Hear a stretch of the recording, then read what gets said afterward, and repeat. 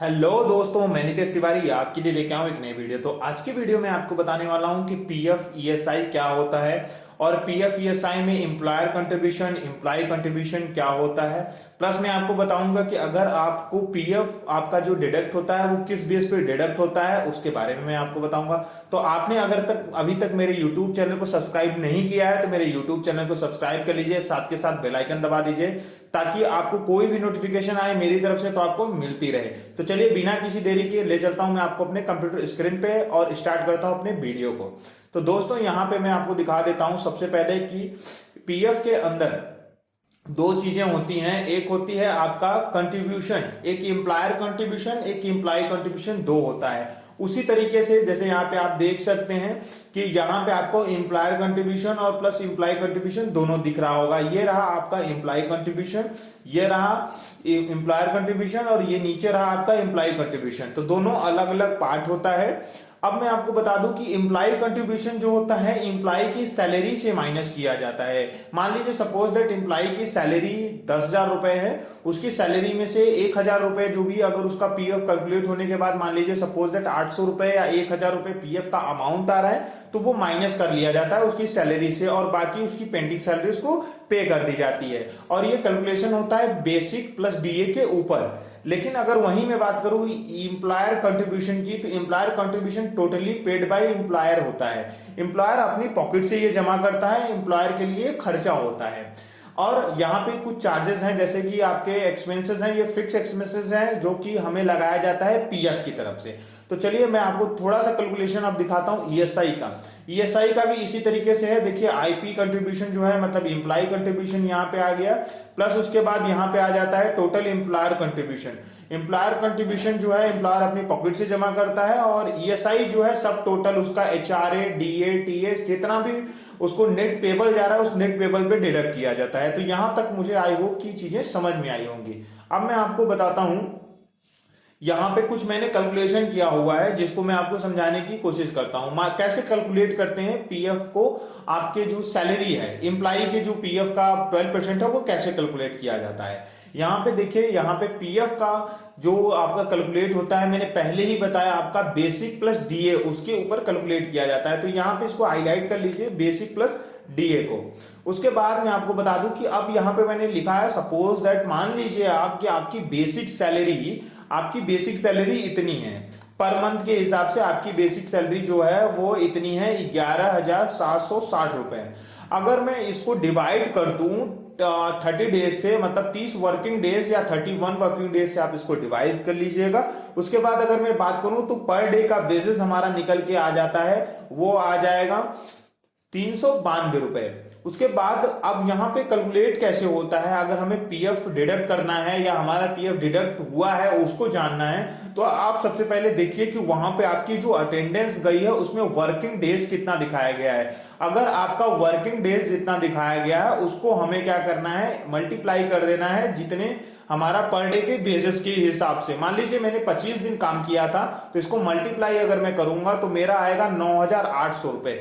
अब 9,800 रुपए मेरा क्या होगा, वो पीएफ डिडक्ट हो जाएगा। अब 9,800 बेसिक प्लस डीए, ये मेरा 9,800 अगर आया तो इसके ऊपर जो रेट है वो 12% है। पीएफ का एम्प्लॉय कंट्रीब्यूशन रेट जो है मैं आपको फिर से बता दूं वो 12% है और ये चेंज होता रहता है, इसके लिए आपको स्टडी करना पड़ेगा, ठीक है। और उसके बाद ये हो गई पीएफ की बात। लेकिन अगर मैं ईएसआई की बात, अब ये आपका टोटल पेबल आया यहाँ पे अगर डिडक्शन की बात करूं, अब हमारे यहाँ पे जो एम्प्लॉयर है वो पीएफ जमा कर रहा है तो जी बिल्कुल वो इस अमाउंट में से ये अमाउंट माइनस करके जो नेट पेबल आएगा वही देगा मुझे, ठीक है।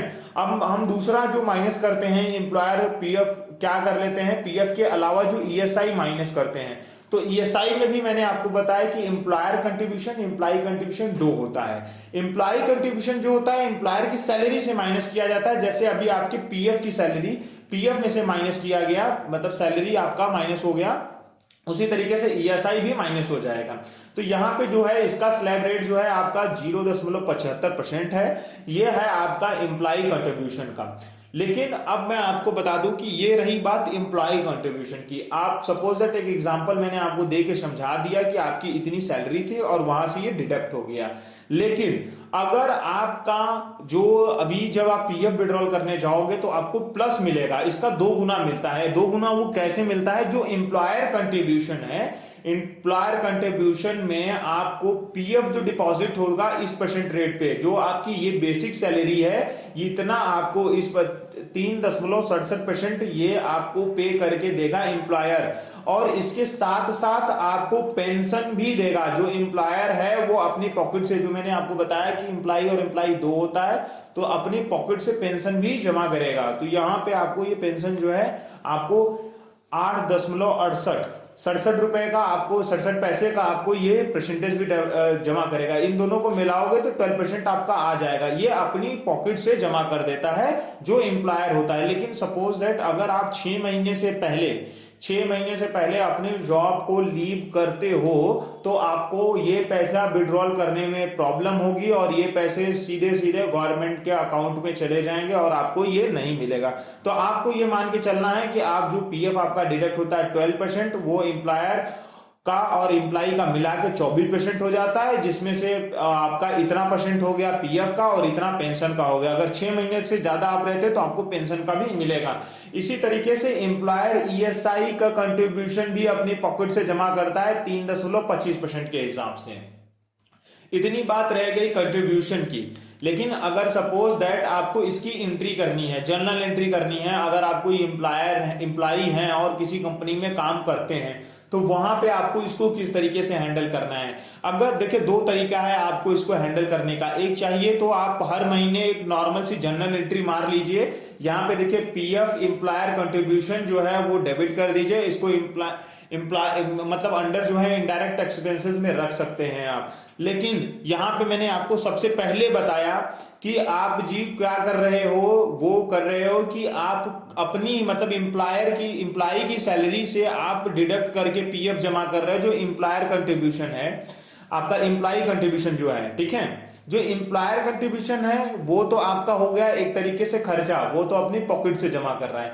लेकिन यहाँ पे प्रॉब्लम आती है, जो एम्प्लॉय कंट्रीब्यूशन है वो एम्प्लॉय के अमाउंट से डिडक्ट किया जाता है। जो उसकी सैलरी, नेट सैलरी आई है, बेसिक सैलरी आई है, उसमें से माइनस कर लिया जाता है।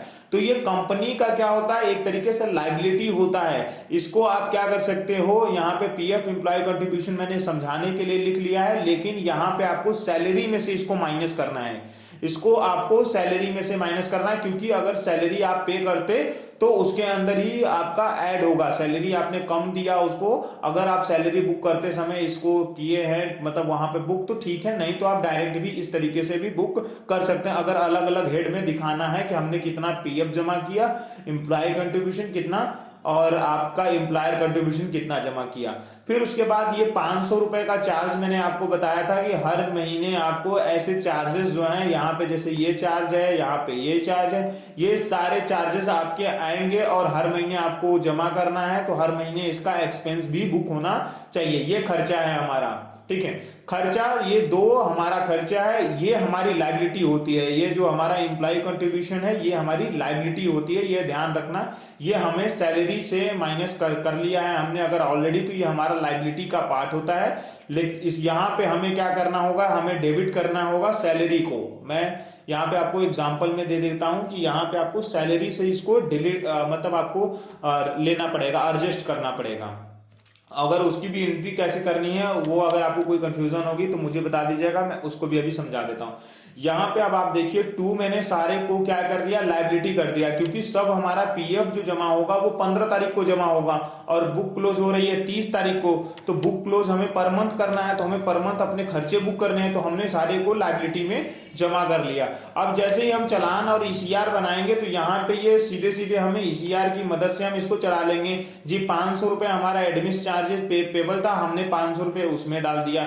जी हमारा एम्प्लॉयर कंट्रीब्यूशन इतना पेबल था, हमने उसमें डाल दिया। हमारा एम्प्लॉय कंट्रीब्यूशन इतना पेबल था, हमने उसमें डाल दिया। कई बार लोग क्या करते हैं, गलती से एक ही चीज में डाल देते हैं, पीएफ का ही बना के, और वो हमें ऑडिट के टाइम पे प्रॉब्लम आ जाती है, ठीक है। उसके बाद जो है ईएसआई एम्प्लॉयर कंट्रीब्यूशन, ईएसआई का एम्प्लॉयर कंट्रीब्यूशन सेम इसी तरीके से कैलकुलेट होता है, लेकिन यहाँ पे जो एम्प्लॉय कंट्रीब्यूशन होता है, मैं एक बार फिर से आपको रिपीट कर दूं, एम्प्लॉय कंट्रीब्यूशन जो होता है वो माइनस होता है सैलरी से। अगर आपने सैलरी बुक करते समय ही इसको माइनस कर लिया है तो आपको यहाँ पे भी सैलरी से ही माइनस करना है, ठीक है, सैलरी में ही ऐड कर देना है। यहाँ पे ईएसआई कंट्रीब्यूशन पेबल नहीं खड़ा करना है, क्योंकि ये आपकी लायबिलिटी थी कि आपको ये पे करना था, तो आपने सैलरी से माइनस किया तो उसकी सैलरी से इसको माइनस कर दीजिए, ठीक है। यहाँ पे या अगर अलग अलग दिखाना चाहते हैं तो एम्प्लॉय कंट्रीब्यूशन आप करके अलग अलग दिखा सकते हैं। अब यहाँ पे सबसे बड़ी बात क्या है कि इसको अंडर लायबिलिटी में रख लिया गया, जितना हमारा लायबिलिटी है। जब भी हम टैली के अंदर क्रिएट करेंगे, टैली के अंदर अगर एंट्री करनी नहीं प्रॉब्लम आ रही है तो वो भी आप बता सकते हैं। इसी तरीके से सारा जो है ईएसआई का हम यहाँ पे खड़ा मतलब जितना भी हमारा है पेबल बना लेंगे और उसके बाद जमा कर देंगे। तो आई होप कि आपको ये वीडियो अच्छी लगी होगी। अगर कोई भी प्रॉब्लम हो कहीं पे भी तो आप मुझे कमेंट करके जरूर बता सकते हैं। नेक्स्ट वीडियो में आपको बताने वाला हूं कि पीएफ विड्रॉल कैसे करते हैं, यूएन नंबर लिंक कैसे करते हैं, 1 बाय 1 करके मैं आपके लिए वीडियो लेके आऊंगा। अगर आपको कहीं पे भी कोई भी प्रॉब्लम है तो आप